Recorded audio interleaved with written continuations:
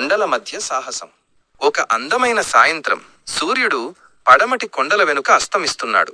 ఆకాశం నీలిరంగులో అప్పుడప్పుడు మేఘాలు బంగారు కాంతులను వెదజల్లుతున్నాయి. 2 పెద్ద కొండల మధ్య నుండి ఒక వేగవంతమైన నది ప్రవహిస్తోంది. దాని నీళ్లు స్ఫటికంలా స్వచ్ఛంగా కొంచెం పచ్చగా కనిపిస్తున్నాయి. కొంతమంది స్నేహితులు, పర్యాటకులు ఆ ప్రదేశానికి వచ్చారు.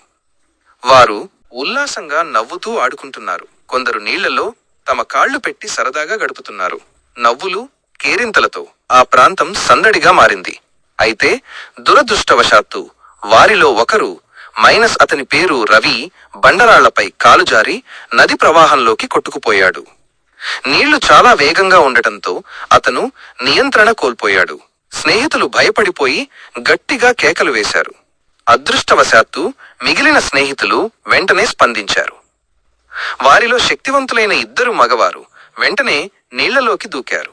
ప్రాణాలకు తెగించి ప్రవాహానికి ఎదురుగా ఈదుతూ రవిని చేరుకున్నారు. చాలా కష్టపడి అతన్ని సురక్షితంగా ఒడ్డుకు తీసుకువచ్చారు. రవికి ఊపిరి అందక చాలా భయపడి ఉన్నాడు.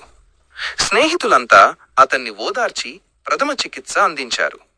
అందరూ క్షేమంగా ఉన్నారని నిర్ధారించుకున్నాక అందరూ కలిసి సంతోషంగా తమ బస వైపు బయలుదేరారు. అంత పెద్ద ప్రమాదం నుండి బయటపడినందుకు వారు దేవుడికి కృతజ్ఞతలు చెప్పుకున్నారు. కాని కొద్దిసేపటి తరువాత అందరూ నడుచుకుంటూ వెళ్తుండగా వారిలో వృద్ధుడు మధురమైన జ్ఞాపకాలను పంచుకునే అంకుల్ గుండెపోటుతో హార్ట్ అటాక్ కుప్పకూలిపోయారు. ఇది ఊహించని సంఘటన. క్షణాల క్రితం సంతోషంగా ఉన్న ఆ బృందంలో విషాదం అలుముకుంది. మిగిలిన వారు దుఃఖంలో మునిగిపోయారు.